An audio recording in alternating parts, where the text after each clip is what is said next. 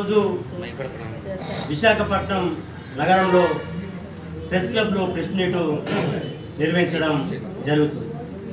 నా పేరు doctor జేర్పుత్ర Parashuram, కరెన్సీపై Ambedkar photo సాధన సమితి జాతీయ అధ్యక్షుడు. ఈ యొక్క కార్యక్రమానికి అతిథులుగా విచ్చేసినటువంటి పెద్దలు గౌరవనీయులు కరెన్సీపై అంబేద్కర్ ఫోటో సాధన సమితి జాతీయ సలహాదారులు రిటైర్డ్ చీఫ్ ఇంజనీరు ఆళ్ళ రామకృష్ణ సార్, ఇక్కడికి విచ్చేసినటువంటి మీ అందరికీ ధన్యవాదాలు. ఈరోజు కరెన్సీ నోట్ల మీద డాక్టర్ బిఆర్ అంబేద్కర్ గారి ఫోటోను ముద్రించాలని గత 8 సంవత్సరాల నుండి పల్లె నుండి ఢిల్లీ వరకు ప్రజా చైతన్య రథయాత్ర, జ్ఞానయుద్ధ యాత్ర, ప్రజాపూరి యాత్ర, ప్రజా చైతన్య రథయాత్ర ఢిల్లీలో 18 సార్లు ధర్నా చేసి 12 మంది ఎంపీలతోని పార్లమెంట్లో మాట్లాడడం జరిగింది. కరెన్సీ నోట్ల మీద డాక్టర్ బిఆర్ అంబేద్కర్ గారి ఫోటోను ముద్రించాలని ఈ యొక్క ఉద్యమాన్ని చేపట్టడం జరిగింది.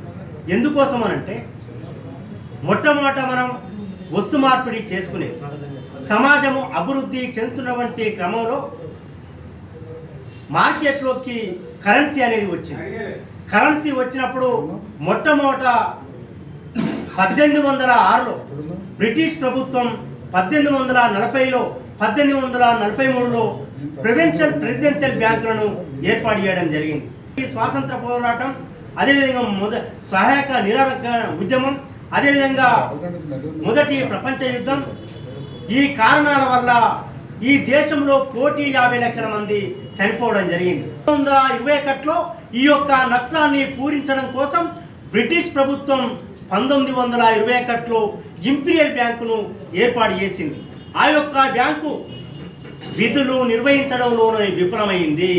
అప్పుడు డాక్టర్ బిఆర్ అంబేద్కర్ గారు 1923లో రూపాయి ధన సమస్య పరిష్కార మార్గం వంటి పుస్తకాన్ని రాసి హిల్టన్ యంగ్ కమిషన్కు, సైమన్ కమిషన్కు, రాయల్ కమిషన్కు ఇవ్వడం వల్ల 1935 ఏప్రిల్ 1వ తారీఖు నాడు రిజర్వ్ బ్యాంక్ ఆఫ్ ఇండియా ఏర్పడ్డది అంటే డాక్టర్ బిఆర్ అంబేద్కర్ వల్ల.